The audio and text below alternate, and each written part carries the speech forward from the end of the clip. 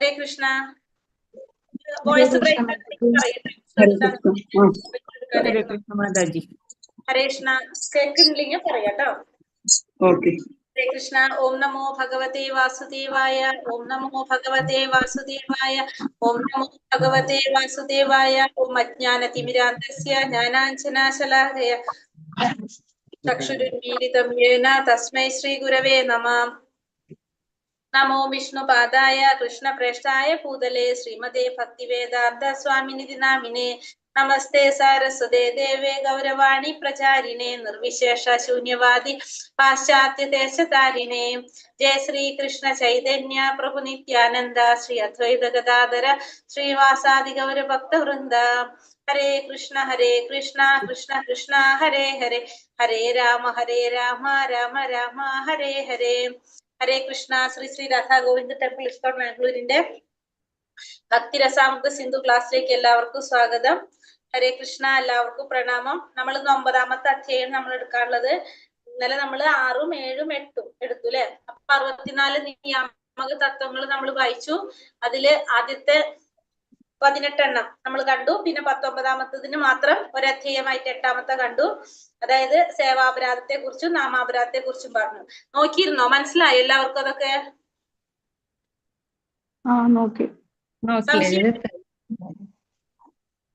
എഴുതി തീർന്നില്ല മാതാജി, തോനെ എഴുതിയെടുക്കാനുണ്ടല്ലോ. നോക്കിയത് മനസ്സിലായിട്ടുണ്ടോ നിങ്ങൾക്ക്? സംശയം എന്തെങ്കിലും ഉണ്ടായിരുന്നു? മനസ്സിലായി. എന്നാലും ഒരു പ്രാവശ്യം കൂടി ഇനി നോക്കണം, എന്നാലേ ക്ലിയർ ആവുള്ളൂ. അതായത് മനസ്സിലാകുന്നുണ്ടോ നിങ്ങൾക്ക്? അതാ ചോദിക്കുന്നത്. മനസ്സിലാവുന്നുണ്ട് മാതാജി. അതിന്റെ ആ പ്രിന്റ് തന്നത്, പ്രിന്റ് എടുക്കാൻ ഞാൻ കൊടുത്തതാ. പ്രിന്റർ കേടാ ഇവിടെ, അത് കിട്ടിയിട്ടില്ല. അത് ഇരുന്നിട്ട് പഠിക്കണം. മാതാജി ആ പ്രിന്റില് കുറച്ച് ഇല്ല, 6ഉം 7ഉം ഇല്ല തോന്നുന്നു അല്ലെ. 7ാമത്തെ ഇട്ടിട്ടില്ല, 6ഉം 8ഉം മാത്രമേ ഉള്ളൂ. 6ഉം 8ഉം. അതെ അതെ, വായിച്ചപ്പോഴേ. 7ാമത്തേലും ഇല്ലല്ലോ. 6ലും 8ലാണ് അത് മുഴുവൻ കൊടുത്തിരിക്കുന്നത്. ആയിക്കോട്ടെ, ശരി ശരി. അതായത് വായിക്കുമ്പോ നിങ്ങക്ക് മനസ്സിലാകുന്നില്ല, അതാ ചോദിക്കുന്നത് ഞാൻ. ഉണ്ടല്ലോ അല്ല. അപ്പൊ ഇല്ലാന്ന് വെച്ചിട്ടുണ്ടെങ്കിൽ എന്തെങ്കിലും ഉണ്ടെങ്കിൽ ചോദിക്കാൻ മതി കേട്ടോ, കുഴപ്പമില്ല. അപ്പൊ നമുക്ക് ഇങ്ങനെ. ഹരേ കൃഷ്ണ. അപ്പൊ അധ്യായം 9 ഭക്തി തത്വങ്ങളെ കുറിച്ചുള്ള ഉപരിചിന്തനങ്ങൾ. നമ്മൾ 19 പോയിന്റ് വരെ നമ്മൾ കണ്ടിട്ടുള്ളൂ 64 എണ്ണത്തിൽ അല്ലെ. ഇനി 20ാമത്തെ തൊട്ടാണ് ഇതിൽ പറയുന്നത്. ശ്രീ ശ്രീ രാധാ ഗോവിന്ദ് കി ജയ്, ശില പ്രഭുപാദ് കി ജയ്. 20 തൊട്ട് 42 വരെയാണ് ഇതില് പറയുന്നത്, ഈ അധ്യായത്തിൽ പറയുന്നത്. 42 വരെയുള്ള പോയിന്റുകൾ ഇതിൽ പറയുന്നത്. നമുക്ക് വായിച്ചു പോകാം. അതേപോലെ തന്നെ ഇനി 20ാമത്തെ പോയിന്റ് ദൈവദൂഷണം, ദൈവത്തിനെ ദൂഷിക്കുക, ഭഗവാനെ നിന്ദിക്കുന്നതിനെ കുറിച്ചാണ് പറയുന്നത്. അപ്പൊ ഒരാളുടെ ധാർമ്മിക ജീവിതത്തിൽ നമ്മൾ നേടിയ നന്മ മുഴുവൻ നമ്മൾ നഷ്ടപ്പെടുന്നതാണ് പറയുന്നത്. ദൈവദൂഷണം ചെയ്തു കഴിഞ്ഞാൽ, ഭഗവാനെ നിന്ദിച്ചാൽ അല്ലെങ്കിൽ ഭഗവാന്റെ ഭക്തന്മാരെ നിന്ദിച്ചാല് നമ്മുടെ ജീവിതത്തിൽ നമ്മൾ നേടിയ നന്മ മുഴുവനും നഷ്ടപ്പെടുന്നതാണ് ശ്രീമദ് ഭാഗവതത്തിൽ പറയുന്നത്. ഇത്തരം അപമാനങ്ങളെ 3 വിധത്തിൽ നമ്മൾ നേരിടാം. ദൈവദൂഷണം വാക്കുകൊണ്ടാണെങ്കിൽ, നമ്മളെ മുന്നിൽ ഒരാള് വാക്കുകൊണ്ട് ദൈവത്തിനെ നിന്ദിക്കുകയാണെങ്കിൽ നമ്മൾ അവരായിട്ട് വാദിച്ച് തോൽപ്പിക്കാൻ കഴിയുമെങ്കിൽ നമ്മൾ അങ്ങനെ ചെയ്യണം. അതായത് നമ്മളെ മുന്നിൽ നിന്നിട്ട് ഒരാള് ദൈവത്തെ നിഷിക്കുകയാണ് അല്ലെ. നിഷിക്കുകയാണെങ്കിൽ നമ്മൾ എന്ത് ചെയ്യണം? അവരെ വാദിച്ച് തോൽപ്പിക്കണം അവരെ. ഇനി അത് സാധിച്ചില്ലെങ്കിൽ നമ്മൾ എന്ത് ചെയ്യണം? സൗമ്യനായിട്ട് അവിടെ നിൽക്കല്ല, സ്വന്തം ജീവൻ ഉപേക്ഷിക്കണം. അതായത് ഒരിക്കലും കേട്ടു നിൽക്കാൻ പാടില്ല, നമ്മൾ ജീവൻ കളയണം എന്നാ പറയുന്നത്. അതും പറ്റുന്നില്ലെങ്കിൽ നമ്മൾ എന്ത് ചെയ്യണം? ആ സ്ഥലം വിട്ടുപോകണം. അപ്പൊ ഒരിക്കലും നമ്മൾ എന്ത് ചെയ്യരുത്? തമാശയ്ക്ക് പോലും ഭഗവാനെ നിന്ദിക്കുന്നത് അല്ലെങ്കിൽ ഭഗവാന്റെ ഭക്തന്മാരെ നിന്ദിക്കുന്നത് കേട്ടു നിൽക്കാനായിട്ട് പാടില്ല.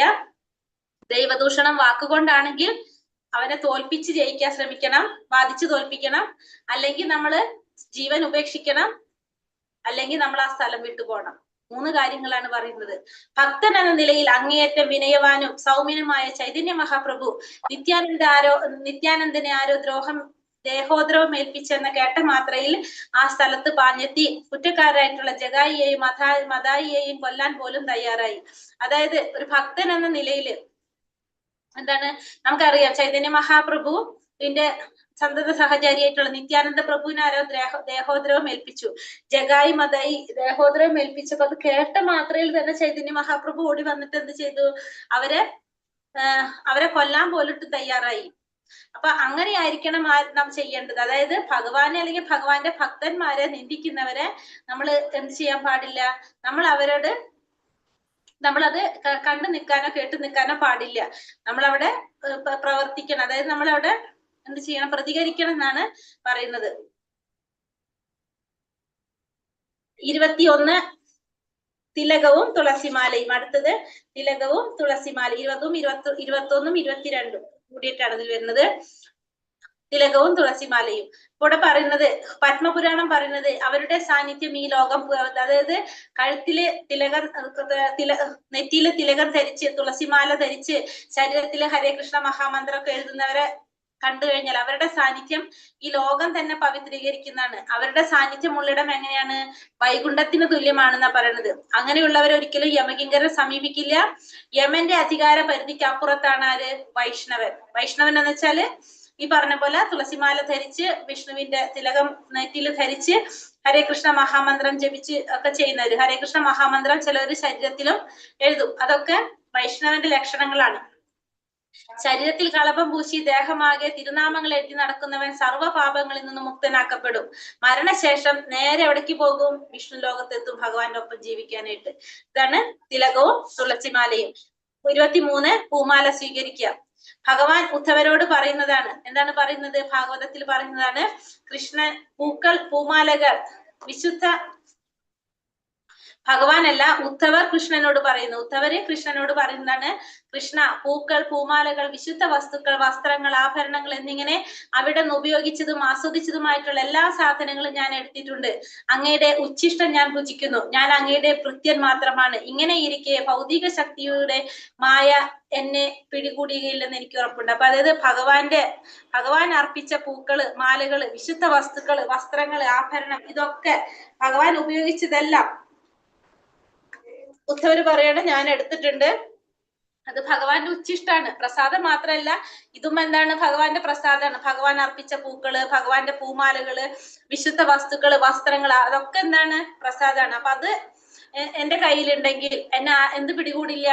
ഭൗതികമായിട്ടുള്ള മായ പിടികൂടില്ല എന്ന് എനിക്ക് ഉറപ്പുണ്ടെന്നാണ് ഉദ്ധവര് പറയുന്നത്. സ്കന്ദപുരാണം പറയുന്നത്, ബ്രഹ്മദേവൻ നാരദ മഹർഷിയോട് പറയുന്നത്, നേരത്തെ കൃഷ്ണൻ അണിഞ്ഞിരുന്ന പൂമാല കഴുത്തിൽ അണിഞ്ഞവൻ എല്ലാത്തരം രോഗങ്ങളിൽ നിന്നും അതുപോലെ സർവ്വ പാപങ്ങളിൽ നിന്നും മുക്തനായി ക്രമേണ മാലിന്യത്തിൽ നിന്നും മോചനം നൽകും. സ്കന്ദപുരാണത്തിൽ പറയുന്നത്, നേരത്തെ ഭഗവാൻ അണിഞ്ഞിരുന്ന മാല അത് കഴുത്തിൽ അണിഞ്ഞു കഴിഞ്ഞാല് എല്ലാത്തരം രോഗങ്ങളിൽ നിന്നും സർവ്വ പാപങ്ങളിൽ നിന്നും മുക്തനാകാനായിട്ട് സാധിക്കുന്നതാണ് സ്കന്ദപുരാണത്തില് പറയുന്നത്.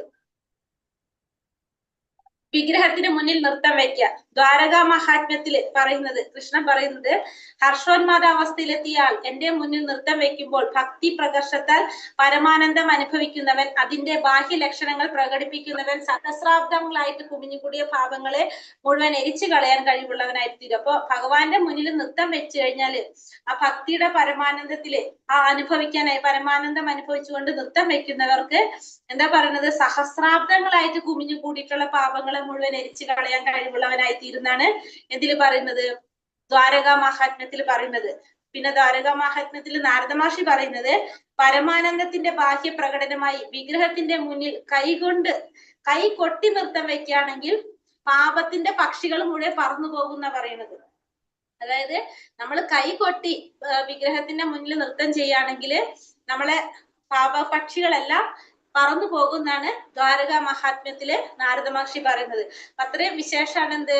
ഭഗവാന്റെ മുന്നിൽ നൃത്തം വെക്കുന്നത്. വിഗ്രഹത്തിന്റെ മുന്നിൽ ആദരപൂർവ്വം പ്രണാമങ്ങൾ അർപ്പിക്കുക. യജ്ഞകർമ്മങ്ങളിലൂടെ നേടുന്ന സത്ഫലങ്ങൾ തത്കാലികമാണ്. അതുവഴി നേടുന്ന പുണ്യം ക്ഷയിക്കുന്നതോടെ വീണ്ടും ഈ ഭൂമിയിൽ ജനിക്കേണ്ടി വരും. എന്നാൽ വിഗ്രഹത്തിന് മുന്നിൽ സാഷ്ടാംഗം പ്രണമിച്ച് ഒരിക്കലെങ്കിലും ആദരിച്ചവന് ഒരിക്കലും ഭൂലോകത്തേക്ക് മടങ്ങേണ്ടി വരില്ല. അവൻ നേരെ കൃഷ്ണന്റെ ധാമത്തിലെത്തും. ഇവിടെ പറയുന്നത് വിഗ്രഹത്തിന്റെ മുന്നില് പ്രണാമങ്ങൾ അർപ്പിക്കുന്നത്. അതെന്താ പറയണത്? അത് ചെയ്തു കഴിഞ്ഞാല് ഒരിക്കലും ഭൂലോകത്തിലേക്ക് മടങ്ങി വരേണ്ടതില്ല. അല്ലാതെ നമ്മൾ പുണ്യകർമ്മങ്ങള് യജ്ഞകർമ്മങ്ങളൊക്കെ അനുഷ്ഠിക്കുകയാണെങ്കിൽ അതൊക്കെ താൽക്കാലികമാണ്. അതിന്റെ ഫലം കഴിഞ്ഞ് കഴിഞ്ഞാൽ നമ്മൾ എവിടേക്ക് വീണ്ടും വരും? വീണ്ടും നമ്മൾ ഭൂമിയിലേക്ക് തിരിച്ചു വരും. പക്ഷെ വിഗ്രഹത്തിന് മുമ്പിൽ സാഷ്ടാംഗം പ്രണാമം ചെയ്ത് ഭഗവാനെ ആരാധിക്കുന്നവരാണെങ്കിൽ അവർക്ക് ഭഗവാന്റെ ധാമത്തിലേക്ക് പോകാം. വീണ്ടും ഇങ്ങോട്ട് തിരിച്ചു വരേണ്ടതായിട്ട് വരില്ല. എഴുന്നേറ്റ് നിന്ന് ഭഗവാനെ സ്വീകരിക്കുക. എല്ലാ പാപങ്ങളും കഴുകി കളയപ്പെട്ട് ശുദ്ധ ശരീരിയാകാൻ സാധിക്കും. ഭഗവാൻ, അതായത് ഭഗവാൻ രഥയാത്ര എഴുന്നള്ളത്ത് നടത്തുന്ന സമയത്തൊക്കെ നമ്മൾ എഴുന്നേറ്റ് നിന്ന് ആ ഭഗവാനെ സ്വീകരിക്കുകയാണെങ്കിൽ നമ്മള് എല്ലാ തരത്തിലുള്ള പാപങ്ങളും കഴുകി കളയപ്പെട്ട് ശുദ്ധ ശരീരത്തിലുള്ളവനായി തീരുന്നാണ് 26ാമത്തെ പോയിന്റ്. എഴുന്നേറ്റ് നിന്ന് സ്വീകരിക്കുന്നവർ. ഇപ്പൊ രഥയാത്രാ വേളയിലൊക്കെ ഭഗവാന്റെ എഴുന്നള്ളത്ത് നടക്കുമ്പോൾ നമ്മൾ എന്ത് ചെയ്യണം? എഴുന്നേറ്റ് നിന്ന് സ്വീകരിക്കണം എന്ന് ബ്രഹ്മാണ്ഡ പുരാണത്തില് പറയുന്നത്. വിഗ്രഹത്തെ അനുഗമിക്കുക. ഭവിഷ്യപുരാണം പറയുന്നത് അയാൾക്ക് വിഷ്ണുവിന്റെ സർവ്വ ഐശ്വര്യ സമൃദ്ധികൾ ഉണ്ടാവും. ഇതേപോലെ തന്നെ രഥയാത്ര സമയത്ത് ആ രഥത്തെ അനുഗമിക്കുക, അല്ലെങ്കിൽ രഥത്തിന്റെ മുമ്പിലോ പിന്നിലോ അല്ലെങ്കിൽ രഥത്തോട് കൂടിയോ നമ്മൾ അനുയാത്ര ചെയ്തു കഴിഞ്ഞാൽ ഭഗവാന്റെ എല്ലാ ഐശ്വര്യ സ്ഥിതികളും നമുക്ക് ലഭിക്കുമെന്നാണ് 27ാമത്തെ പോയിന്റിൽ പറയുന്നത്. 28 പറയുന്നത് വിഷ്ണു ക്ഷേത്രമോ തീർത്ഥാടന കേന്ദ്രമോ സന്ദർശിക്കുക.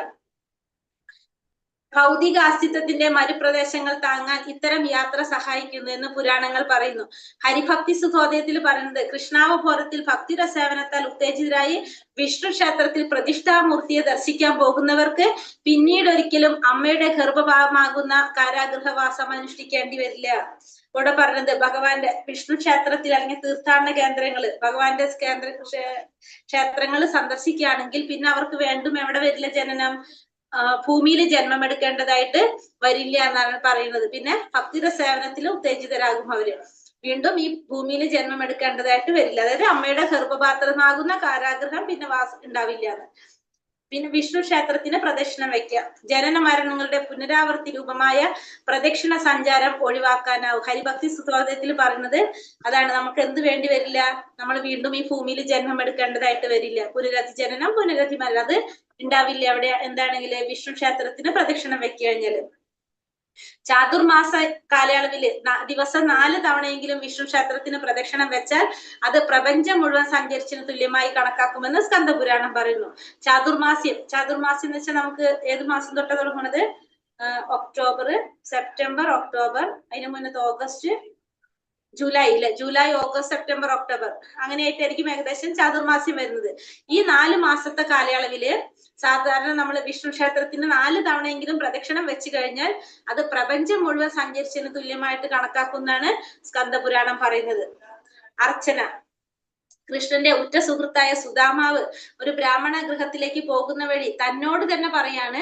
എന്താണ് പറയുന്നത്? സ്വർഗീയ സമൃദ്ധി, മുക്തി, സർവ്വലോകാധിപത്യം, ഭൗതിക സുഖ, സമൃദ്ധി, ഐശ്വര്യങ്ങള്, യോഗാസിദ്ധികൾ എന്നിവയെല്ലാം കൃഷ്ണനെ ആരാധിക്കുന്ന ഒറ്റ കർമ്മം കൊണ്ട് കൈവരും. അപ്പൊ ഭഗവാനെ ആരാധിച്ചാൽ മാത്രം മതി നമ്മൾ ആഗ്രഹിക്കുന്ന എല്ലാ വിധത്തിലുള്ള ഐശ്വര്യങ്ങളും നമുക്ക് കൈവരാനായിട്ട് സാധിക്കുന്നതാണ് ആര് തന്നെത്താനെ പറയുന്നത്? സുദാമാവ് പറയുന്നത്. വിഷ്ണു രഹസ്യത്തിൽ പറയുന്നത് ലോകത്ത് വിഷ്ണുവിന്റെ ആരാധന ഏർപ്പെട്ടിരിക്കുന്നവർ വളരെ വേഗം തന്നെ വൈകുണ്ഠലേഖം എന്ന ദൈവരാജ്യത്തിലെ പരമാനന്ദം അനുഭവിക്കും. അപ്പൊ വിഷ്ണുവിനെ ആരാധിക്കുന്നവർക്ക് വളരെ വേഗം തന്നെ എവിടേക്ക് എത്താൻ സാധിക്കും? വൈകുണ്ഠ ലോകം എന്ന ദൈവരാജ്യത്തില് പരമാനന്ദം അനുഭവിക്കാൻ സാധിക്കുന്നതാണ് ഇതിൽ പറയുന്നത്, വിഷ്ണു രഹസ്യത്തിൽ പറയുന്നത്. മനസ്സിലാവുന്നുണ്ടല്ലോ ഇങ്ങനെ വായിച്ചു പോകുമ്പോ? മനസ്സിലാവുന്നു. ഭഗവത് സേവനം ചെയ്യൽ. അടുത്തത് ഭഗവാന് സേവനം ചെയ്യുന്നത്.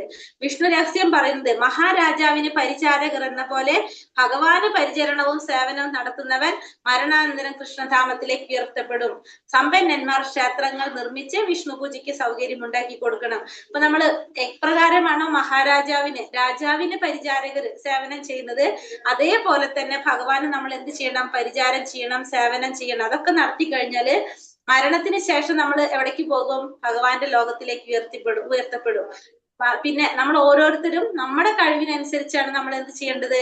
ഭഗവാന് സേവനം ചെയ്യേണ്ടത്. അതായത് സമ്പന്നന്മാരാണെങ്കിൽ എന്ത് വേണം? ക്ഷേത്രങ്ങൾ നിർമ്മിച്ച് വിഷ്ണു പൂജയ്ക്ക് സൗകര്യം ഉണ്ടാക്കി കൊടുക്കണം. അപ്പൊ ഓരോരുത്തരും അവരവരുടെ കഴിവിനനുസരിച്ചാണ് സേവനങ്ങൾ ചെയ്യേണ്ടത്. പാട്ടുപാടൽ. ലിംഗപുരാണം പറയുന്നു ഭഗവാന്റെ മഹിമയെ സ്തുതിച്ച് പാടുന്ന ബ്രാഹ്മണൻ തീർച്ചയായും ഭഗവാന്റെ ലോകത്തിലേക്ക് ഉയർത്തപ്പെടും. ശിവപെരുമാന്റെ പ്രാർത്ഥനകളെക്കാൾ കൂടുതലായി ഭഗവാൻ ഇഷ്ടപ്പെടുന്നത് ഈ ഗാനങ്ങളാണ്. അപ്പൊ ഭഗവാന്റെ മഹിമയെ സ്തുതിച്ച് പാടുന്ന പാട്ടുകൾ, ബ്രാഹ്മണൻ പാടുന്ന പാട്ടുകളാണ് ഭഗവാന് പ്രിയപ്പെട്ടത്. അതായത് ശിവന്റെ പ്രാർത്ഥനകളെക്കാളും ശിവപെരുമാന്റെ പ്രാർത്ഥനകളെക്കാളും ഭഗവാൻ ഇഷ്ടപ്പെടുന്നത് എന്താണ്? തീർച്ചയായിട്ടും ഭഗവാനെ സ്തുതിച്ചുകൊണ്ട് ഭഗവാനെ കീർത്തിച്ചുകൊണ്ട് പാടുന്ന കീർത്തനങ്ങളാണെന്നാണ് ലിംഗപുരാണത്തില് പറയുന്നത്. സങ്കീർത്തനം, നാമസങ്കീർത്തനം, ലീല സങ്കീർത്തനം, ഗുണസങ്കീർത്തനം, 3 തരത്തിൽ നമുക്ക് സങ്കീർത്തനം ചെയ്യാം. ഭഗവാന്റെ നാമം കീർത്തനം ചെയ്യാം, ഗുണങ്ങള് കീർത്തനം ചെയ്യാം, ലീലകള് കീർത്തിക്കാം. അപ്പൊ നാമസങ്കീർത്തനാണെങ്കിൽ എന്താണ്? ചൈതന്യ ചരിതാമൃതത്തിൽ പറയുന്നത് ഭഗവാന്റെ തിരുനാമം ഒരിക്കൽ പറയുന്നവന് അയാൾ ചെയ്തു കൂട്ടാനാവുന്ന പാപങ്ങളെക്കാൾ കൂടുതൽ പാപങ്ങളുടെ ഫലത്തെ മുഴുവൻ ഇല്ലായ്മ ചെയ്യാൻ സാധിക്കും. അപ്പൊ ഒരു പ്രാവശ്യം ഭഗവാന്റെ നാമം ചൊല്ലിക്കഴിഞ്ഞാല്, ഒരിക്കലും ചൊല്ലിക്കഴിഞ്ഞാൽ നമ്മള് ഒരു ചെയ്യാവുന്ന പാപത്തിനൊരു കണക്കുണ്ട്, അയാൾക്ക് ചെയ്തു കൂട്ടാനാവുന്ന പാപത്തിനൊരു കണക്കുണ്ട്. അതിനേക്കാൾ കൂടുതൽ പാപങ്ങളുടെ ഫലത്തെ ഇല്ലാതാക്കാനായിട്ട് എന്തുകൊണ്ട് സാധിക്കും? ഭഗവാന്റെ നാമം ഒരു പ്രാവശ്യം ഒരിക്കൽ പറയുന്നവന് സാധിക്കും. അപ്പൊ അത്രയും ശക്തിയാണെന്ത് ഭഗവാന്റെ നാമത്തിന്. ലീല സങ്കീർത്തനത്തില് ഭാഗവതം പറയുന്നത് മഹാരാജാവായിട്ടുള്ള പ്രഹ്ലാദൻ ഭഗവാനോട് പറയുന്നതാണ്, നരസിംഹമൂർത്തി അങ്ങയുടെ ലീലാവിലാസങ്ങൾ സർവാതിശയായാണ്. അങ്ങയുടെ ലീലാവിലാസങ്ങളെ കുറിച്ചുള്ള ശ്രവണം കൊണ്ട് തന്നെ എനിക്ക് ഭൗതിക ആസക്തിയുടെ മാലിന്യങ്ങളിൽ നിന്ന് പുറത്തു കടക്കാൻ സാധിക്കും. അപ്പൊ ഭഗവാന്റെ ലീലാവിലാസങ്ങളുടെ ശ്രവണത്തിലൂടെ തന്നെ എന്ത് സാധിക്കും? ഭൗതികമായ ആസ്തിത്വത്തിൽ നിന്ന് മാലിന്യങ്ങളിൽ നിന്ന് പുറത്തു കടക്കാനായിട്ട് സാധിക്കുന്നതാണ് പ്രഹ്ലാദ മഹാരാജാവ് ഭഗവാനോട്, നൃസിംഹ അവതാരത്തിനോട് പറയുന്നത്. അപ്പൊ ഭഗവാന്റെ ലീലകളെ കുറിച്ച് ശ്രവിച്ചാൽ തന്നെ നമുക്ക് എന്ത് സാധിക്കും? നമുക്ക് ഭൗതികമായിട്ടുള്ള മാലിന്യങ്ങളിൽ നിന്ന് പുറത്തു കടക്കാൻ സാധിക്കുന്നതാണ് ലീല സങ്കീർത്തനത്തിൽ പറയുന്നത്. ഗുണസങ്കീർത്തനം കൊണ്ട് എന്താ പറയുന്നത്? ലീല സങ്കീർത്തനല്ല, ലീല സങ്കീർത്തനം കൊണ്ട് സാധിക്കുമെന്ന് ഭാഗവതത്തിൽ പറയാണ്. ലീല സങ്കീർത്തനം കൊണ്ട് സാധിക്കും കേട്ടോ. പിന്നെ അടുത്തത് ഭാഗവതത്തിലെ 1-ാം സ്കന്ധം 5-ാം അധ്യായം 22-ാം ശ്ലോകത്തില് ഗുണസങ്കീർത്തനത്തെ കുറിച്ച്, ഭഗവാന്റെ ഗുണങ്ങൾ സങ്കീർത്തനം ചെയ്യാണെങ്കിലോ, തപോനുഷ്ഠാനങ്ങൾ നടത്തുന്നവരും വേദം പഠിക്കുന്നവരും മഹായജ്ഞങ്ങൾ നടത്തുന്നവരും വേദസൂക്തങ്ങൾ പാടുന്നവരും അതീന്ദ്രിയ ജ്ഞാനത്തെ കുറിച്ച് അഭ്യൂഹങ്ങൾ നടത്തുന്നവരും ധാർമ്മിക പ്രവർത്തനങ്ങൾ നടത്തുന്നവരും അവരുടെ സത്കർമ്മങ്ങൾ കൊണ്ട് ലക്ഷ്യമാക്കുന്നത് ഭക്ത സമ്പർക്കവും ഭഗവത് സങ്കീർത്തനവുമാണ്.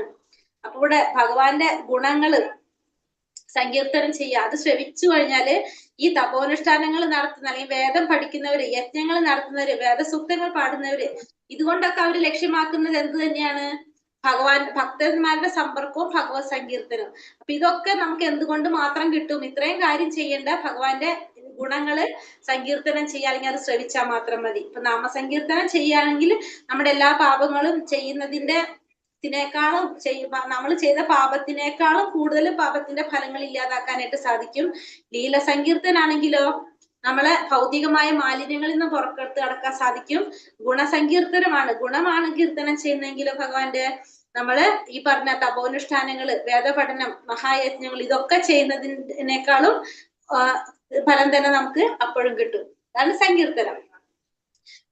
ജപം നടത്തുന്നത് ജപിക്കുന്നവന്റെ വ്യക്തിപരമായ ഗുണത്തിനാണ്, കേൾക്കുന്നവർക്കൊക്കെ ശ്രേയസ്സിന് വേണ്ടിയാണ് കീർത്തനം. അപ്പൊ നാമജപം ശരിക്കും ആർക്ക് വേണ്ടിയാ ചെയ്യുന്നത്?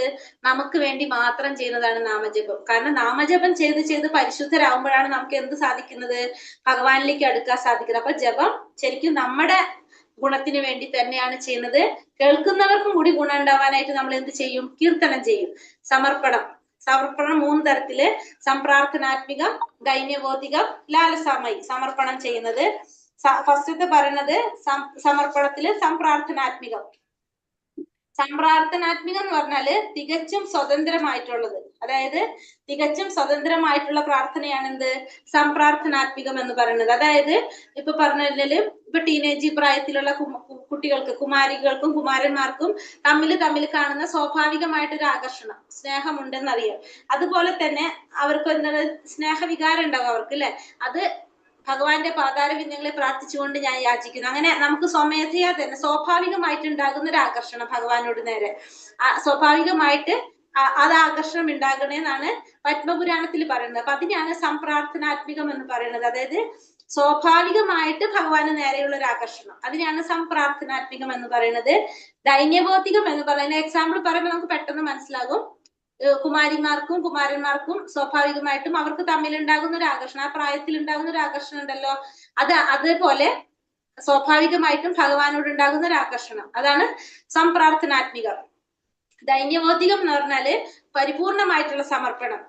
എന്നേക്കാൾ പാപിയായിട്ടുള്ള ഒരു ജീവാത്മാവും ഇല്ല, എന്നേക്കാൾ ധിക്കാരിയായിട്ടുള്ള ആരുമില്ല. എന്റെ പാപങ്ങൾ ഏറ്റുപറയാൻ വന്നപ്പോൾ എനിക്ക് നാണം വന്നു എന്നാ പറയുന്നത്. കാരണം അത്രയും അപരാധിയും പാപിയുമായി പോയി ഞാൻ. പത്മപുരാണം പറയുന്നത്, അതായത് ഞാൻ അത്രയും പാപിയാണ്, ഞാൻ പാപങ്ങൾ ഏറ്റുപറയാൻ വന്നപ്പോ എനിക്ക് അത്രയും നാണിച്ചു പോയി എന്നാ പറയുന്നത്.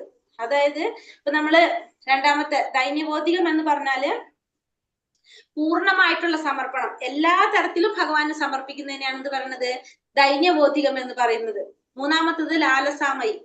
ലാലസമായി എന്ന് വെച്ചിട്ടുണ്ടെങ്കില് സമ്പൂർണ്ണ ഘട്ടത്തെ ആഗ്രഹിക്കുന്നു. ഭഗവാനെ, അങ്ങയെ ഒന്ന് വീശാൻ അങ്ങ് എന്നോട് പറയുന്ന ആ ദിനം എന്ന് വന്നെത്തും, അങ്ങയുടെ ഇഷ്ടം അനുസരിച്ച് നീ എങ്ങനെ എന്നെ വീശിയാൽ, നീ എന്നെ ഇങ്ങനെ വീശിയാൽ മതി എന്ന് പറയുന്ന ആ ദിനം എപ്പ വരും? നാരദ പഞ്ചരാത്ര പ്രകാരം ലാലസാമയി എന്ന് വെച്ചിട്ടുണ്ടെങ്കിൽ സമ്പൂർണ്ണ ഘട്ടത്തെ ആഗ്രഹിക്കുന്നത്.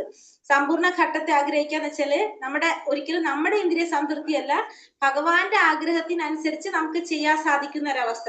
ഭഗവാൻ എന്താണ് ആഗ്രഹിക്കുന്നത് അതിനനുസരിച്ച് നമുക്ക് ചെയ്യാൻ സാധിക്കുക. അതായത് നമ്മൾ എന്താണ് ഭഗവാൻ ഇപ്പൊ ഇവിടെ പറഞ്ഞത്, ഭഗവാൻ പറയാണ് നീ എന്നെ ഇങ്ങനെ വീശിയാൽ മതി എന്ന് പറയുന്ന ഒരു ദിനം. അപ്പൊ നമ്മളവിടെ എന്താണ്, നമുക്ക് നമ്മുടേതായിട്ടുള്ളതല്ല, അത്രയും നമ്മള് ഭഗവാന് വേണ്ടിയിട്ട് അത്രയും ചെയ്യുക. സ്വാഭാവികമായിട്ട് നമുക്ക് എന്ത് വരാണ്, അതായത് സമ്പൂർണ്ണ ഘട്ടം നമ്മൾ ഭാവഭക്തിയിലൊക്കെ എത്തുമ്പോൾ നമുക്ക് മനസ്സിലാക്കാനായിട്ട് സാധിക്കുന്ന ഒരു സ്റ്റേജ്. അതാണ് ഇവിടെ എന്ത് പറയുന്നത്, ലാലസാമയി എന്ന് പറഞ്ഞാല് അതായത് ഭഗവാൻ എങ്ങനെയാണോ ആഗ്രഹിക്കുന്നത് അതേ രീതിയിൽ നമുക്ക് ചെയ്യാനായിട്ട് സാധിക്കുക. പിന്നെ നമ്മൾ ആ ഭഗവാനുമായിട്ടുള്ള ആ ബന്ധം ആദ്യം നമുക്ക് ഉണ്ടായിരുന്ന ഒരു ബന്ധം മനസ്സിലാക്കി അത് പുനഃസ്ഥാപിക്കപ്പെടാൻ ആഗ്രഹിക്കുന്നത്. അതാണ് ഇവിടെ എന്ത് പറയുന്നത്, ലാലസമയി. നമ്മൾ ശരിക്കും ഭഗവാനെ നമ്മൾ തമ്മിലൊരു ബന്ധം ഉണ്ടല്ലോ, അത് മനസ്സിലാക്കിയിട്ട് ആ രീതിയിലുള്ള ബന്ധം നമ്മൾ ആഗ്രഹിക്കുക. അതാണ് ലാലസമയി. അപ്പൊ സംപ്രാർത്ഥനാത്മികം എന്ന് വെച്ചിട്ടുണ്ടെങ്കിൽ സ്വമേധയാ തന്നെ, അതായത് സ്വമേധയാ എന്ന് പറയുക, സ്വാഭാവികമായിട്ടും ഭഗവാനുമായിട്ടുണ്ടാകുന്ന ഒരു ആകർഷണം ഉണ്ടാവാനായിട്ട്, അതാണ് സംപ്രാർത്ഥനാത്മികം എന്ന് പറഞ്ഞാല്. ദൈന്യബോധികം എന്ന് വെച്ചിട്ടുണ്ടെങ്കിൽ പരിപൂർണമായിട്ട് ഭഗവാനോടുള്ള സമർപ്പണം. ലാലസാമായി എന്ന് വെച്ചിട്ടുണ്ടെങ്കിൽ മുന്നേ ഉണ്ടായിരുന്ന പോലെ, അതായത് ഭഗവാനെ ശരിക്കും ഏത് രൂപത്തിലാണോ നമ്മൾ ആരാധിക്കുന്നത് നമ്മളത് മനസ്സിലാക്കിയിട്ട് നമ്മൾ എന്ത് ചെയ്യണം, അപ്പൊ നമ്മള് ഭഗവാൻ ആഗ്രഹിക്കുന്ന രീതിയിൽ നമുക്ക് സമർപ്പിക്കാൻ സാധിക്കുക. അതാണ് എന്ത് ലാലസാമയി എന്ന് പറയുന്നത്. ഇനി പ്രധാനപ്പെട്ട സ്തോത്രങ്ങൾ പാടൽ. പണ്ഡിതന്മാരുടെ അഭിപ്രായത്തിൽ ഭഗവത്ഗീത നിറയെ പ്രാമാണികമായ പ്രാർത്ഥനകളാണ്. വിശേഷിച്ചും വിരാട് രൂപത്തോട് അർജുനൻ നടത്തുന്ന പ്രാർത്ഥന ഉൾക്കൊള്ളുന്ന 11-ാം അധ്യായം നമുക്കറിയാം. ഭഗവത്ഗീതയില് 11-ാം അധ്യായത്തില് അർജുനൻ നടത്തുന്ന പ്രാർത്ഥനകൾ വിരാട് രൂപത്തില്. പിന്നെ ഗൗതമീയ തന്ത്രത്തിലെ എല്ലാ പദ്യങ്ങളും പ്രാർത്ഥനയാണ്. ശ്രീമദ് ഭാഗവതത്തിൽ കുറെ പ്രാർത്ഥനകളുണ്ട്. സ്കന്ദപുരാണം പറയുന്നത് ഭഗവത് സ്തോത്രങ്ങൾക്ക് അലങ്കൃതമായ നാവുള്ള ഭക്തന്മാരെ മഹർഷിമാരും മറ്റ് പുണ്യാത്മക്കളും ആദരിച്ചിരിക്കുന്നു. ഇത്തരം ഭക്തന്മാർ ദേവന്മാർക്ക് പോലും ആരാധ്യരാണ്. അപ്പൊ ഭഗവാന് പ്രധാനപ്പെട്ട സ്തോത്രങ്ങൾ പാടി ഭഗവാന് പ്രാർത്ഥിക്കുന്നവരെ ദേവന്മാരും പുണ്യാത്മാക്കൾ എല്ലാവരും മഹർഷിമാർക്കും ഒക്കെ എന്താണ് ആരാധ്യരാണെന്നാ പറയുന്നത്. പ്രസാദ ഭക്ഷണം 1000 യാഗം നടത്തുന്നതിന് തുല്യമായ ഫലം നേടുന്നു. എന്ത് കഴിച്ചാല് പ്രസാദം ഭക്ഷിച്ചാലെന്ന് പത്മപുരാണം പറയുന്നത്. 1000 യാഗം നടത്തുന്നതിന്റെ ഫലം നമുക്ക് കിട്ടും പ്രസാദം ഭക്ഷിക്കുന്നത് കൊണ്ട്. ചരണാമൃതം സ്വാദിഷ്ടമാക്കുന്നത്, അതിന് സ്വാദിഷ്ടം എന്ന് മാത്രമല്ല അതെന്താണ് അപാരമായിട്ടുള്ള ആത്മീയ മൂല്യമുള്ളതാണ് എന്ത് ചരണാമൃതത്തിന്. പത്മപുരാണം പറയുന്നത് ഒരിക്കലും ഒരു തരത്തിലുള്ള ധാർമ്മിക കാര്യങ്ങൾ ചെയ്തിട്ടില്ലാത്തവൻ പോലും ക്ഷേത്രത്തിൽ സൂക്ഷിച്ചിരിക്കുന്ന ചരണാമൃതം കഴിക്കുന്നതോടെ ദൈവരാജ്യത്തിൽ കടക്കാനുള്ള അർഹത നേടാൻ കഴിയും. അപ്പൊ ഒരു തരത്തിലും ധാർമ്മികമായ പ്രവർത്തികൾ ഒന്നും ചെയ്തില്ലെങ്കിലും ഈ ചരണാമൃതം കഴിച്ചു കഴിഞ്ഞാൽ എന്താണ് ഭഗവാന്റെ രാജ്യത്തിലേക്ക് കടക്കാനുള്ള അർഹത നേടും. ക്ഷേത്രത്തില് ചരണാമൃതം എല്ലാ ക്ഷേത്രങ്ങളിലും സൂക്ഷിച്ചിട്ടുണ്ടാവും വലിയ പാത്രത്തില്. ആ ക്ഷേത്രം സന്ദർശിക്കാനും പ്രതിഷ്ഠാമൂർത്തി ആരാധിക്കാനും എത്തുന്നവർ തികഞ്ഞ ആദരവോട് കൂടി 3 തുള്ളി ചരണാമൃതം കഴിക്കുകയും അതീന്ദ്രിയാനന്ദം അനുഭവിക്കുകയും ചെയ്യും. അപ്പൊ ചരണാമൃതം എന്ന് പറഞ്ഞാല് എന്താണ് ഭഗവാന്റെ വിഗ്രഹത്തിൽ അഭിഷേകം നടത്തിയ ജലം ശേഖരിച്ചെടുക്കുന്നതാണ് എന്ത് ചരണാമൃതം. ആ ഇതില് പൂക്കളും ചന്ദനവും പനിനീര് തുടങ്ങിയ വാസനാ ദ്രവ്യങ്ങൾ ഉണ്ടാകും. ഭഗവാന്റെ പാതാര വിന്ദങ്ങളിൽ കൂടി വഴുതി വീഴുന്നത് ശേഖരിച്ച് പുളിയില്ലാത്ത തൈരുമായി കലർത്തുന്നതാണ് എന്ത് ചരണാമൃതം. അപ്പൊ അഭിഷേകം നടത്താനുള്ള ജലം, അതില് പൂക്കള് ചന്ദനം പനിനീരൊക്കെ ഉണ്ടായിട്ടുള്ള ആ ജലം അഭിഷേകം നടത്തുന്നത് സ്വീകരിക്കുന്നു. ഭഗവാന്റെ പാതാരബിന്ദത്തിലൂടെ വഴുതി വീഴുന്ന ജലം ശേഖരിച്ച് അതിലെന്ത് ചേർക്കും, പുളിയില്ലാത്ത തൈര് ചേർത്ത് ഉണ്ടാക്കുന്നതാണ് എന്ത് ചരണാമൃതം എന്ന് പറയുന്നത്. അപ്പൊ അതിന്റെ വിശേഷതയാണ് ഇപ്പൊ നമ്മളിവിടെ കണ്ടത്. 39 വിഗ്രഹത്തിന് അർപ്പിച്ച സുഗന്ധ വസ്തുക്കളും പൂക്കളും മണക്കാം. ഹരിഭക്തി സുധോദയം പറയുന്നത് ഭഗവാന് സമർപ്പിച്ച സുഗന്ധ വസ്തുക്കൾ ഭക്തന്മാർ മണക്കുന്നു. അതോടെ സർപ്പദംശനമേറ്റവൻ നിർദ്ദിഷ്ടമായ പച്ചമരുന്ന് മണക്കുന്നതോടെ വിഷബാധ മാറി സുഖം പ്രാപിക്കുന്നത് പോലെ അവർ ഭൗതിക മാലിന്യങ്ങളുടെ വിഷവേഗത്തിൽ നിന്ന് രക്ഷ പ്രാപിക്കുന്നു. ഇവിടെ പറയുന്നത് ഭഗവാന് സമർപ്പിച്ച സുഗന്ധ വസ്തുക്കള് ഭക്തന്മാര് മണക്കുന്ന എന്ന് പറയുന്നത് സർപ്പദംശനമേറ്റിട്ട് പച്ചമരുന്ന് മണക്കുമ്പോ വിഷബാധ മാറിയിട്ട് സുഖം പ്രാപിക്കുന്നത് പോലെയാണ് ഭൗതിക മാലിന്യങ്ങളിൽ നിന്നെല്ലാം രക്ഷ നേടാൻ ആർക്ക് സാധിക്കും? ഈ ഭഗവാന് സമർപ്പിച്ച സുഗന്ധ വസ്തുക്കൾ മണക്കുന്നവർക്ക് സാധിക്കുമെന്ന് ഹരിഭക്തി സുധോദയത്തിൽ പറയുന്നു. തന്ത്രശാസ്ത്രത്തിൽ പറയുന്നത് വിഗ്രഹത്തിൽ ചാർത്തിയ പൂമാലയുടെ ഗന്ധം മണക്കുന്നതോടുകൂടി മായാവാദികളും നിർവ്യക്തിവാദികളും ഭക്തന്മാരായിട്ട് മാറും. അപ്പൊ ഭഗവാന്റെ വിഗ്രഹത്തിൽ ചാർത്തിയ പൂമാലയുടെ ഗന്ധം മണത്താൽ തന്നെ ഈ മായാവാദികള് അല്ലെങ്കിൽ നിരീശ്വരവാദികളൊക്കെ ആരായിട്ട് മാറും? ഭക്തന്മാരായിട്ട് മാറും. ഉദാഹരണമാണ് 4 കുമാരന്മാര്. അവരെങ്ങനെയായിരുന്നു? നിർവ്യക്തിവാദികളായിരുന്നു. അതിനുശേഷം അവര് ഭഗവാന്റെ വിഗ്രഹത്തിൽ ചാർത്തിയ മാല മണത്തപ്പോഴാണ് അവർ ആരായിട്ട് മാറിയത്? ഭക്തന്മാരായിട്ട് മാറുന്നത്. അഗസ്ത്യ സംഹിതയിൽ പറയുന്നത് നാസ്വാധാരങ്ങളിൽ മാലിന്യമുക്തരാക്കി ശുദ്ധീകരിക്കാനായിട്ട് ഭഗവാന് സമർപ്പിച്ച പുഷ്പങ്ങള് മണക്കണം എന്നാണ് പറയുന്നത്. വിഗ്രഹ സ്പർശം വിഷ്ണു ധർമ്മോത്തരത്തിൽ പറയുന്നത് വൈഷ്ണവചര്യയിൽ കടന്ന് കൃഷ്ണാവബോധത്തിൽ ഭക്തിയുടെ സേവനം ചെയ്യുന്ന ആൾക്ക് മാത്രമേ ഭഗവാന്റെ ദേഹമായ വിഗ്രഹത്തെ സ്പർശിക്കാൻ അവകാശമുള്ളൂ. അപ്പൊ ഭഗവാന്റെ ദേഹമാണ് വിഗ്രഹം. ആ വിഗ്രഹത്തെ സ്പർശിക്കണമെങ്കിൽ നമ്മൾ എന്ത് വേണം? വൈഷ്ണവചര്യ പാലിക്കണം. കൃഷ്ണാവബോധത്തിൽ ഭക്തിയുടെ സേവനം ചെയ്യണം. അങ്ങനെയുള്ളവർക്ക് മാത്രമേ വിഗ്രഹത്തിൽ സ്പർശിക്കാൻ അവകാശമുള്ളൂ. ചണ്ടാലൻ തുടങ്ങിയ അധകൃതരെയും തൂപ്പുകാരെയും മറ്റും ക്ഷേത്രത്തിൽ കടക്കാൻ അനുവദിക്കാത്തതിനെതിരെ ഹരിജൻ എന്ന് പറഞ്ഞാൽ ദൈവത്തിന്റെ മക്കൾ എന്ന് പറയുന്നു എന്ന സാങ്കല്പിക നാമം കൊടുത്ത് അവരെ ശുദ്ധീകരിക്കാനായിരുന്നു ഗാന്ധിജിയുടെ ലക്ഷ്യം. അതിന്റെ ഫലമായി ക്ഷേത്രത്തിന്റെ ഉടമകളും ഗാന്ധിജിയുടെ അനുയായികളും തമ്മിൽ വടംവലി നടന്നു. അതായത് ക്ഷേത്രത്തിൽ പ്രവേശിക്കാനായിട്ട് ആരെ സമ്മതിച്ചില്ല? ഈ ഹരിജനങ്ങളെ. താഴെ ഏതാണ് വിഗ്രഹസ്പർശം അല്ലെ? താഴെ ഉള്ള ജനങ്ങളെ ഹരിജനങ്ങളെ സമ്മതിച്ചില്ല. എന്തുകൊണ്ടാണ് അത് സമ്മതിക്കാഞ്ഞത്? ശുദ്ധീകരണത്തിന്റെ ഭാഗമായിട്ടാണ്, ശുദ്ധിയുടെ ഭാഗമായിട്ടാണ് സമ്മതിക്കാതിരുന്നത്. ചണ്ടാലൻ തുടങ്ങിയ അധികൃതരെയും തൂപ്പുകാരെയും ക്ഷേത്രത്തിൽ കടക്കാൻ അനുവദിക്കാത്തതിനെതിരെ പ്രക്ഷോഭം നടന്നിരുന്നു. അവരുടെ ശുചിത്വമില്ലാത്ത സമ്പ്രദായം കൊണ്ടാണ് അവർക്ക് വിലക്ക് വരുത്തിയത്. അതേസമയം തന്നെ ഭക്തന്മാരുമായുള്ള സമ്പർക്കം കൊണ്ട് ഏറ്റവും ഉയർന്ന ഇടയിലുള്ള ഭക്തിയുടെ സേവനത്തിൽ ഏർപ്പെടാനുള്ള അവകാശം അവർക്ക് ചെയ്തു കൊടുത്തു. കാരണം ക്ഷേത്രത്തിൽ പ്രവേശിക്കാൻ സമ്മതിക്കാത്തത് എന്തുകൊണ്ടായിരുന്നു? അവർക്ക് ശുചിത്വം ഇല്ലാത്തതുകൊണ്ട്. പക്ഷെ അവർക്കൊപ്പം തന്നെ ശുദ്ധഭക്തന്മാരുമായിട്ട് ഇടപഴകാനുള്ള അവസരം കൊടുത്തു. ഏത് കുടുംബത്തിൽ ജനിച്ചവനായാലും എന്തുണ്ടായിരിക്കണം? ശുചിത്വം ഉണ്ടായിരിക്കണം. ശുചീകരണ പ്രക്രിയ സ്വീകരിക്കണം. അതുകൊണ്ടാണ് അവരെ സാങ്കല്പിക നാമം കൊടുത്തത്, ഹരിജൻ എന്ന നാമം കൊടുത്തത്. കാരണം എന്താണ്? അവരെ ശുദ്ധീകരിക്കാനായിരുന്നു ഗാന്ധിജിയുടെ ലക്ഷ്യം. അതിന്റെ പേരിലാണ് ക്ഷേത്രത്തിന്റെ ഉടമകളും ഗാന്ധിജിയുടെ അനുയായികളും തമ്മിൽ വലിയ വടംവലി നടന്നത്. അപ്പൊ ലക്ഷ്യം എന്തായിരുന്നു? അവർക്ക് ശുചിത്വം ഉണ്ടാക്കാന്നുള്ളതായിരുന്നു ലക്ഷ്യം. പക്ഷെ അതിന്റെ പേരിൽ കുറെ പ്രശ്നങ്ങൾ ഉണ്ടായിരുന്നു. ഏത് കുടുംബത്തിൽ ജനിച്ചവനായാലും അവന് ശുചിത്വം ഉണ്ടായിരിക്കണം. ആ ശുചീകരണ പ്രക്രിയ സ്വീകരിക്കണം. അപ്പൊ ശുചിത്വം അത്യാവശ്യമായിട്ടുള്ളതാണ് എന്ത്? വിഗ്രഹ സ്പർശത്തില്. അടുത്തത് വിഗ്രഹ ദർശനം. വരാഹപുരാണം പറയുന്നത് വസുന്ധരെ വൃന്ദാവനത്തിൽ ചെന്ന് ഗോവിന്ദ ദേവന്റെ വിഗ്രഹം ദർശിക്കുന്നവൻ യമരാജന്റെ കോടതി കയറേണ്ടി വരില്ല. ഏറ്റവും ഉന്നതമായ ലോകങ്ങളിൽ, അതായത് ദേവന്മാരുടെ ലോകത്തെ ആൾക്ക് പ്രവേശനം ലഭിക്കുകയും ചെയ്യും. അപ്പോൾ വൃന്ദാവനത്തിൽ ചെന്ന് ഗോവിന്ദന്റെ വിഗ്രഹം ദർശിച്ചവർക്ക് പിന്നെ യമരാജന്റെ കോടതിയിലേക്ക് പോണ്ടി വരില്ല. എവിടേക്ക് പോകാം? ഉന്നതമായ ലോകങ്ങളിലേക്ക് പോകാനായിട്ട് സാധിക്കും എന്നാണ് ഇവിടെ പറയുന്നത്. ആരതി ദർശനവും ഉത്സവാഘോഷങ്ങളും. സ്കന്ദപുരാണം പറയുന്നത് ആരതി നടക്കുമ്പോൾ ഭഗവാന്റെ മുഖം കാണുന്നവന്റെ സഹസ്രാബ്ദങ്ങളായി ചെയ്തു കൂട്ടിയിട്ടുള്ള പാപങ്ങളുടെ എല്ലാം ഫലം അതോടെ തീരും. ബ്രഹ്മഹത്യാ പാപം പോലും ഇല്ലാതാകുന്ന പറഞ്ഞു. അതായത് ഭഗവാന്റെ ആരതി നടക്കുന്ന സമയത്ത്, ഇപ്പൊ നമ്മൾ മംഗളാരതിയുടെ സമയത്ത് ഭഗവാന്റെ മുഖം നമ്മൾ ദർശിക്കാൻ സാധിച്ചു കഴിഞ്ഞാൽ സഹസ്രാബ്ദങ്ങളായിട്ട് നമ്മൾ ചെയ്തു കൂട്ടിയിട്ടുള്ള പാപങ്ങളുടെ ഫലം ഇല്ലാതാകും. ബ്രഹ്മഹത്യാ പാപം പോലും നശിക്കുമെന്നാണ് പറയുന്നത്. ഭഗവാന്റെ ജന്മദിനം, ശ്രീരാമ ജയന്തി, പ്രമുഖ വൈഷ്ണവരുടെ ജന്മദിനം, ജുലൻ യാത്ര, ദോളയാത്ര തുടങ്ങിയ പലതരം ശിഷ്ടാചാരങ്ങൾ നമ്മൾ പാലിക്കേണ്ടതുണ്ട്. അപ്പൊ നമ്മൾ ഈ പറഞ്ഞ കുറെ ഉത്സവങ്ങളൊക്കെ നമ്മൾ ആഘോഷിക്കേണ്ടതുണ്ട്. ഭവിഷ്യപുരാണം പറയുന്നത് വെറും ജിജ്ഞാസ മൂലം രഥത്തിൽ എഴുന്നള്ളിക്കുന്ന ഭഗവാനെ ഒരു നോക്ക് കാണാൻ ഭാഗ്യം സിദ്ധിക്കുന്ന ചണ്ടാളൻ പോലും വിഷ്ണുവിന്റെ ചങ്ങാതിയായിട്ട് പോലും. അപ്പൊ നമ്മൾ എന്താന്ന് അറിയാൻ വേണ്ടിയിട്ട് വെറുതെ നോക്കാം, ഭക്തിയൊന്നും ഇല്ല, വെറുതെ എത്തിച്ചു നോക്കിയാൽ പോലും നമുക്ക് എന്ത് സാധിക്കും? ഭഗവാന്റെ ചങ്ങാതിയായിട്ട് മാറാനായിട്ട് സാധിക്കും. ഈ പ്രക്രിയയിലൂടെ യോഗികൾ ഭഗവാന്റെ ഭക്തിയുടെ സേവനത്തിലേക്ക് ക്രമേണ ഉയർത്തപ്പെടണം. അപ്പൊ ഇതിലൂടെ നമുക്ക് എന്ത് സാധിക്കും? ഭക്തിയുടെ സേവനത്തിലേക്ക് ഉയരാനായിട്ടുള്ള അവസരങ്ങൾ ഉണ്ടാകും.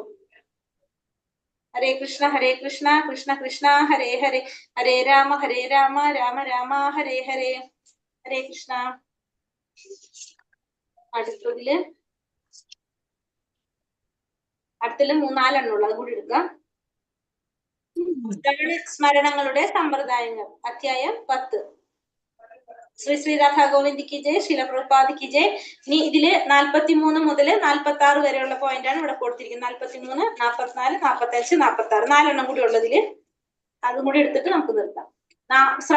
ശ്രവണത്തില് ഭഗവാന്റെ നാമം ശ്രവിക്കുക, ലീലകൾ ശ്രവിക്കുക, ഗുണങ്ങൾ ശ്രവിക്കുക. 3 തരത്തില്. നമ്മൾ നേരത്തെ കീർത്തനത്തിലും പറഞ്ഞില്ലേ 3 തന്നെ. ഗരുഡ പുരാണം പറയുന്നത് ഭഗവാന്റെ നാമശ്രവണത്തെ കുറിച്ച്. ഭൗതിക ലോകത്ത് പ്രത്യാത്മാവിന്റെ സ്ഥിതി സർപ്പദംശനമേറ്റ അബോധാവസ്ഥയിലായിരിക്കുന്നവന്റേതിന് തുല്യമാണ്. അപ്പൊ സർപ്പദംശനമേറ്റ അബോധാവസ്ഥയിൽ കഴിയുന്ന പോലെയാണ് നമ്മൾ ഈ ഭൗതിക ലോകത്ത് നമ്മുടെ അവസ്ഥ. ഈ 2 അബോധാവസ്ഥയും മന്ത്രത്തിന്റെ ശബ്ദം കൊണ്ട് അവസാനിപ്പിക്കാം എന്നതാണ് അതിന് കാരണം. ഇതിനെ രണ്ടും നമുക്ക് എന്തുകൊണ്ട് സാധിക്കും അവസാനിപ്പിക്കാം? മന്ത്രത്തിന്റെ ശക്തി കൊണ്ട് അവസാനിപ്പിക്കാൻ സാധിക്കും. ഹരേ കൃഷ്ണ മഹാമന്ത്രത്തിന്റെ ശ്രവണം കൊണ്ട് തന്നെ ഭൗതിക ജീവിതത്തിലെ മാരകമായ അബോധാവസ്ഥയിൽ നിന്ന് ഒരാളെ കൃഷ്ണാബോധത്തിലേക്ക് മടക്കി കൊണ്ടുവരാൻ സാധിക്കും. അപ്പൊ ഹരേ കൃഷ്ണ മഹാമന്ത്രം ജപിക്കുക മാത്രല്ല, ശ്രവിച്ചാൽ തന്നെ നമുക്ക് എന്ത് സാധിക്കും? നമുക്ക് ഈ ഭൗതികമായിട്ടുള്ള ജീവിതത്തിലെ മാരകമായിട്ടുള്ള അബോധാവസ്ഥയിൽ നിന്ന് കൃഷ്ണാബോധത്തിലേക്ക് ഒരാളെ കൊണ്ടുപോകാൻ കഴിയും. ലീലാവിലാസങ്ങൾ ശ്രവിച്ചു കഴിഞ്ഞാൽ ഭഗവാന്റെ ഇത് നിരന്തരം ആചാര്യന്മാരുടെ അടുത്തുനിന്ന് ശ്രവിക്കുന്നവർക്ക് ഭൗതികമായിട്ടുള്ള വിശപ്പ്, ദാഹം, ഭയം, ദുഃഖം എന്നിവയിൽ നിന്ന് മാത്രമല്ല ഭൗതിക അസ്തിത്വത്തിന്റെ വിഭ്രങ്ങളിൽ നിന്ന് പോലും മുക്തനായി തീരാൻ സാധിക്കും. അപ്പൊ ഭഗവാന്റെ ലീലകൾ ശ്രവിക്കുന്നവർക്കായാലും ഈ പറഞ്ഞ പോലെ എന്താണ്? വിശപ്പും, ദാഹം, ഭയം, ദുഃഖം ഇതിന് മാത്രമല്ല ഭൗതികമായ അസ്തിത്വത്തിന്റെ വിഭ്രം, ഇതിൽ നിന്നെല്ലാം, അതായത് ഭൗതികമായിട്ടുള്ള എല്ലാ തരത്തിലുള്ള പ്രയാസങ്ങളിൽ നിന്നും എല്ലാത്തിനും നമുക്ക് മുക്തനാകാനായിട്ട് എന്തിലൂടെ സാധിക്കും? ഭഗവാന്റെ ലീലകൾ ശ്രവിച്ചാൽ തന്നെ. ഇനി ഭഗവാന്റെ ഗുണങ്ങളാണ് ശ്രവിക്കുന്നതെങ്കിലോ, അതീന്ദ്രിയ പ്രകമ്പനങ്ങളാൽ വാഴ്ത്തപ്പെടുന്ന കൃഷ്ണന്റെ കലർപ്പറ്റ ഭക്തി ഉപാസന ആഗ്രഹിക്കുന്നയാൾ അദ്ദേഹത്തിന്റെ മഹാത്മ്യങ്ങളും അതീന്ദ്രിയ ഗുണങ്ങളും സദാ കേൾക്കണം. ഹൃദയത്തിലെ സർവ്വവിധമായ അമംഗളങ്ങളെ ഇതെല്ലാം ഹനിക്കുക. അപ്പൊ ഗുണങ്ങളാണ് ശ്രവിക്കുന്നതെങ്കിൽ എല്ലാ ഭക്തി ഉപാസന ആഗ്രഹിക്കുന്ന വ്യക്തി അദ്ദേഹത്തിന്റെ മഹാത്മ്യങ്ങളും അതീന്ദ്രിയ ഗുണങ്ങളും കേൾക്കുകയാണെങ്കിൽ ഹൃദയത്തിലുള്ള സർവ്വവിധത്തിലുള്ള അമംഗളങ്ങളും ഇല്ലാതാക്കാനായിട്ട് സാധിക്കും. പറഞ്ഞു എന്തെങ്കിലും?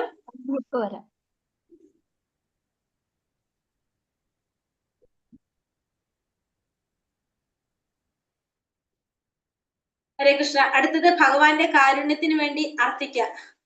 44-ാമത്തെ പേജ്. അപ്പൊ ശ്രവണം നമുക്ക് ഏത് തരത്തിലുള്ള ശ്രവണമായാലും, നാമം ശ്രവിച്ചാലും, ഗുണങ്ങൾ ശ്രവിച്ചാലും, നാമം ഗുണങ്ങള് എന്ത് ശ്രവിച്ചാലും എന്താണ്? അതൊക്കെ നമുക്ക് അത്രയും ഗുണമുള്ളതാണ്. അടുത്തത് ഭഗവാന്റെ കാരുണ്യത്തിന് വേണ്ടി അർത്ഥിക്കുന്നത്.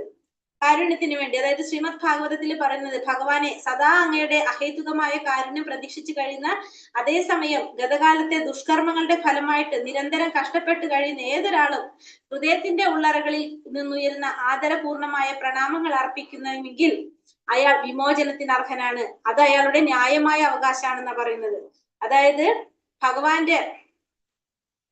ഭഗവാന്റെ അഹൈതുകമായ കാരുണ്യം പ്രതീക്ഷിച്ച്, അതായത് ഭഗവാന്റെ കാരുണ്യം കിട്ടുന്നവരാണ്. അതായത് ഏതൊരു വ്യക്തിയും ഭഗവാന് ആദരപൂർണമായിട്ടുള്ള പ്രണാമങ്ങൾ അർപ്പിക്കുകയാണെങ്കിൽ അയാൾക്ക് വിമോചനത്തിന്, ഭൗതികമായിട്ടുള്ള രീതിയിൽ നിന്ന് മോചനം കിട്ടും. അത് അയാളുടെ അവകാശമാണെന്നാ പറയുന്നത്. ശ്രീമദ് ഭാഗവതം 10-ാമത്തെ സ്കന്ധം 14-ാം അധ്യായം 8-ാമത്തെ ശ്ലോകത്തില്. ആ ശ്ലോകത്തിൽ ഉപയോഗിച്ചിരിക്കുന്ന ഒരു പദമാണ് ദായഭാഗ്. ദായഭാഗ് എന്ന് പറഞ്ഞാല് പിതാവിന്റെ സ്വത്തിന് നിയമപരമായിട്ട് ആരവകാശിയാണ്? പുത്രൻ അവകാശിയാണ്. അതേപോലെ തന്നെയാണ് കൃഷ്ണാവബോധത്തില് ധർമ്മങ്ങൾ പ്രാവർത്തികമാക്കാനുള്ള ശ്രമത്തില് എല്ലാ തരത്തിലുള്ള ക്ലേശങ്ങൾ സഹിക്കാൻ തയ്യാറാകുന്ന, കൃഷ്ണാവബോധം പ്രാവർത്തികമാക്കുമ്പോൾ എല്ലാ തരത്തിലുള്ള ക്ലേശങ്ങൾ സഹിക്കാൻ തയ്യാറാകുന്ന ഭക്തൻ ഭഗവാന്റെ ധാമത്തിൽ കടക്കാനായിട്ട് നിയമാനുസൃതം അർഹനാണെന്നാ പറയുന്നത്. അപ്പൊ കൃഷ്ണാവബോധത്തിന് വേണ്ടിയിട്ട് എന്തെങ്കിലും നമ്മൾ ഈ പറഞ്ഞ പോലെ തന്നെ ക്ലേശങ്ങൾ സഹിക്കേണ്ടി വരികയാണെങ്കിൽ ആ വ്യക്തി നിർബന്ധമായിട്ടും ആ വ്യക്തിക്ക് എന്തിനുള്ള അവകാശം ഉണ്ടെന്നാ പറയണത്? ഭഗവാന്റെ ധാമത്തിലേക്ക് കടക്കാൻ. അതാണ് പറയുന്നത് ഭഗവാന്റെ കാരുണ്യത്തിന് വേണ്ടി പറയുന്നത്. അടുത്തത് സ്മരണം. ഏത് വിധത്തിലെങ്കിലും കൃഷ്ണനുമായുള്ള ബന്ധം ദൃഢവും സ്ഥിരവുമായി മനസ്സിൽ ഉറപ്പിച്ചാൽ ആ ബന്ധത്തിന് സ്മരണം എന്ന് പറയും. അപ്പൊ ഏതെങ്കിലും രീതിയിൽ ഭഗവാനുമായിട്ടുള്ള ബന്ധം ദൃഢമായിട്ടും സ്ഥിരമായിട്ടും ഉറപ്പിക്കുകയാണെങ്കിൽ അതിനെ നമുക്ക് എന്ത് പറയാം? സ്മരണം എന്ന് പറയാം. വിഷ്ണു പുരാണം പറയുന്നത് ഭഗവത് സ്മരണം ഒന്നുകൊണ്ട് തന്നെ എല്ലാ ജീവാത്മാക്കളും എല്ലാ തരത്തിലുള്ള അമംഗളങ്ങൾക്കും അർഹരായി തീരുന്നു. അതുകൊണ്ട് ജന്മവിഹീനനും നിത്യനുമായ ഭഗവാനെ ഞാൻ സദാ സ്മരിക്കട്ടെ. അപ്പൊ ഭഗവാനെ സ്മരിച്ചാൽ തന്നെ നമ്മളെ എല്ലാ തരത്തിലുള്ള മംഗളാനുഭവങ്ങൾക്കും നമുക്ക് അർഹതയുണ്ടാകും. അപ്പൊ ജന്മവിഹീനൻ നിത്യനുമായിട്ടുള്ള ഭഗവാനെ സദാ സ്മരിക്കണം. പത്മപുരാണം പറയുന്നത് ഭഗവാൻ കൃഷ്ണൻ എന്റെ സാദര പ്രണാമങ്ങൾ ഞാൻ അർപ്പിക്കട്ടെ. കാരണം മരണസമയത്തോ ജീവിതകാലത്തോ അദ്ദേഹത്തെ സ്മരിക്കുന്നവൻ എല്ലാ പാപങ്ങളിൽ നിന്നും മുക്തനാകും. അപ്പൊ ഭഗവാനെ സ്മരിച്ചു കഴിഞ്ഞാൽ എല്ലാ തരത്തിലുള്ള പാപങ്ങളിൽ നിന്നും മുക്തനാകാൻ സാധിക്കും. അതായത് സ്മരണം, ഭഗവാനെ സ്മരിക്കുന്നത് കൊണ്ട് നമ്മൾ എല്ലാ വിധത്തിലുള്ള ക്ലേശങ്ങളിൽ നിന്നും ദുരിതങ്ങളിൽ നിന്നും പാപങ്ങളിൽ നിന്നെല്ലാം നമുക്ക് മുക്തനായി മംഗളങ്ങൾക്ക് അർഹതനായി തീരുന്നതാണ് സ്മരണത്തിൽ പറയുന്നത്. ഇനി ധ്യാനം. ധ്യാനത്തില് 46 ലാസ്റ്റത്തുള്ളത് ധ്യാനത്തിൽ പറയുന്നത് പലതരത്തില് ധ്യാനിക്കാം ഭഗവാനെ. ഏതൊക്കെയാണ്? രൂപം ധ്യാനിക്കാം, ഗുണം ധ്യാനിക്കാം, ക്രീഡ ലീലകൾ ധ്യാനിക്കാം, സേവക ധ്യാനിക്കാം. ഇങ്ങനെ 4 തരത്തില് ധ്യാനം പറയുന്നത്. രൂപം ധ്യാനിക്കുന്നത് നൃസിംഹപുരാണത്തിൽ പറയുന്നത്, നൃസിംഹപുരാണം വെച്ചാൽ നരസിംഹ ഭഗവാനെ കുറിച്ചുള്ള നൃസിംഹപുരാണത്തിൽ പറയുന്നത് ഭഗവത് പാതാരവിന്ദങ്ങളെ കേന്ദ്രീകരിച്ചുള്ള ധ്യാനം, ഭഗവാന്റെ പാദങ്ങളെ കേന്ദ്രീകരിച്ചുള്ള ധ്യാനം അതീന്ദ്രിയവും ഭൗതിക സുഖ ദുഃഖാനുഭവങ്ങൾക്ക് അതീതവുമായി സ്വീകരിക്കപ്പെട്ടിരിക്കുന്നു. തികഞ്ഞ ദുഷ്ടാത്മാവിന് പോലും ജീവിതത്തിലെ പാപകർമ്മങ്ങളുടെ ദുഷ്ഫലങ്ങളിൽ നിന്ന് മുക്തനാകാനായിട്ട് സാധിക്കും. ഒരു ദുഷ്ടാത്മാവിന് പോലും എന്ത് സാധിക്കും? ജീവിതത്തിലെ പാപകർമ്മങ്ങളുടെ ദുഷ്ഫലങ്ങളിൽ നിന്ന് മുക്തനാകാനായിട്ട് എന്തുകൊണ്ട് സാധിക്കും? ഭഗവാന്റെ രൂപം ധ്യാനിക്കുന്നത് കൊണ്ട് സാധിക്കുമെന്നാണ് എന്തിൽ പറയുന്നത്? നൃസിംഹപുരാണത്തിൽ പറയുന്നത്. വിഷ്ണു പുരാണത്തിൽ പറയുന്നത് കൃഷ്ണാവബോധത്തിൽ നിരന്തരം നിരതനായിട്ടുള്ള ഭഗവാന്റെ അതീന്ദ്രിയ ഗുണഗണങ്ങൾ സ്മരിക്കുന്ന വ്യക്തി സ്മരിക്കുകയാണെങ്കിൽ പാപകർമ്മങ്ങളുടെ പരിണിത ഫലങ്ങളിൽ നിന്ന് മുക്തരായി പവിത്രീകരിക്കപ്പെട്ട് ദൈവരാജ്യത്തിൽ പ്രവേശിക്കാൻ യോഗ്യരായി തീരുന്നു. അപ്പൊ നിരന്തരം ഭഗവാന്റെ ഗുണഗണങ്ങൾ സ്മരിക്കുകയാണെങ്കിൽ പാപകർമ്മങ്ങളുടെ ഫലങ്ങളിൽ നിന്നും മുക്തരാ. അപ്പൊ ചെയ്ത പാപത്തിന്റെ ഫലങ്ങൾ അനുഭവിക്കുന്നില്ല എന്ന് മാത്രമല്ല ഭഗവാന്റെ ലോകത്തിലേക്ക് പ്രവേശിക്കാനുള്ള യോഗ്യത നേടുന്നു എന്ന് വിഷ്ണു പുരാണത്തിൽ പറയുന്നു ഭഗവാന്റെ ഗുണങ്ങളെ ധ്യാനിക്കുമ്പോൾ. ഇനി പത്മപുരാണത്തിൽ പറയുന്നത് ഭഗവാന്റെ ഹൃദ്യമായ ലീലാവിലാസങ്ങളെ കുറിച്ചും അത്ഭുത കർമ്മങ്ങളെ കുറിച്ചും നിരന്തരം ധ്യാനിക്കുന്നവൻ സർവ്വവിധ ഭൗതിക മാലിന്യങ്ങളിൽ നിന്നും മുക്തനായി തീരും. അപ്പൊ ഭഗവാന്റെ ലീലാവിലാസങ്ങളെ കുറിച്ചും അത്ഭുത കർമ്മങ്ങളെ കുറിച്ചും നിരന്തരം ധ്യാനിച്ചു കൊണ്ടിരിക്കുന്നവനാണെങ്കിലോ ഭൗതികമായിട്ടുള്ള എല്ലാ മാലിന്യങ്ങളിൽ നിന്നും മുക്തി നേടാൻ സാധിക്കും. സേവാധ്യാനം ബ്രഹ്മവൈവർത്ത പുരാണത്തിൽ പറയുന്നത് ഒരു ബ്രാഹ്മണൻ മാനസ പൂജയിൽ ഒരു ദിവസം പാൽപ്പായസം ഉണ്ടാക്കി ഭഗവാനെ നിവേദിച്ചു. അപ്പൊ പാൽപ്പായസം നിവേദിക്കുന്നതിന് മുമ്പ് അത് ചൂട് കുറഞ്ഞോ എന്ന് നോക്കാനായിട്ട് വിരൽ കൊണ്ട് തൊട്ടു നോക്കി. അപ്പൊ ആ ബ്രാഹ്മണന്റെ കൈ പൊള്ളി. ബ്രാഹ്മണന് ഭഗവാന്റെ ഐശ്വര്യ ദേവതകളുടെയും സഹവാസിയായി വൈകുണ്ഠത്തില് നിത്യശാന്തി ലഭിക്കുകയും ചെയ്തു. ഭക്തന്മാർ ധ്യാനത്തിലിരുന്ന് ഭഗവാന് സാങ്കല്പികമായിട്ട് അർപ്പിക്കുന്ന നൈവേദ്യം പോലും ഭഗവാൻ സ്വീകരിക്കുമെന്ന് ഉദ്ദിഷ്ട ഫലം കിട്ടുമെന്ന് നമുക്ക് മനസ്സിലാക്കാം. അപ്പൊ സേവാധ്യാനം ബ്രഹ്മവൈവർത്ത പുരാണത്തിൽ എന്താ പറയണത്? മനസ്സാ നമ്മൾ പൂജ ചെയ്താൽ തന്നെ നമുക്ക് എന്ത് കിട്ടും? ഭഗവാന്റെ കാരുണ്യം ലഭിക്കും. അതായത് ഒരു ബ്രാഹ്മണൻ മാനസ പൂജയില് ഭഗവാന് വേണ്ടിയിട്ട് എന്ത് ചെയ്താണ്? പായസം ഉണ്ടാക്കി പാൽപ്പായസം ഭഗവാന് സമർപ്പിക്കുകയാണ്. അപ്പൊ ചൂടുണ്ടോന്ന് അറിയാനായിട്ട് തൊട്ടു നോക്കിയപ്പോ കൈ പൊള്ളി. മാനസ പൂജയാണ്. അപ്പൊ എന്നിട്ട് പോലും എന്താണ് ഇവിടെ സംഭവിച്ചത്? കൈ പൊള്ളി എന്ന് പറയുമ്പോൾ ഭഗവാൻ അത് സ്വീകരിക്കുകയാണ് ചെയ്യുന്നത്, അർപ്പിക്കുന്ന നൈവേദ്യം. അപ്പൊ അത് ഉദ്ദിഷ്ട ഫലം ഉണ്ടാക്കുന്ന നമുക്ക് മനസ്സിലാക്കാം. ഹരേ കൃഷ്ണ കൃഷ്ണ കൃഷ്ണ ഹരേ ഹരേ, ഹരേ രാമ രാമ രാമ ഹരേ ഹരേ. വഞ്ചാകൽപതരുഭ്യശ്ച കൃപാ സിന്ധുഭ്യഃ പതിതാനാം പാവനേഭ്യോ വൈഷ്ണവേഭ്യോ നമോ നമഃ. അനന്ത കോടി വൈഷ്ണവ ഭക്തജനോं की जय, श्रील प्रभुपाद की जय, गुरुदेव की जय, നിത്തായ് ഗൗരപ്രേമാനന്ദേ ഹരി ഹരി ബോൾ. ഹരേ കൃഷ്ണ. ഇത്ര മതിയില്ലേ നമുക്കൊന്ന്? ഹരേ കൃഷ്ണ. ഹരേ കൃഷ്ണ. ഇത് മനസ്സിലാകുന്നുണ്ടോ പറയുമ്പോ?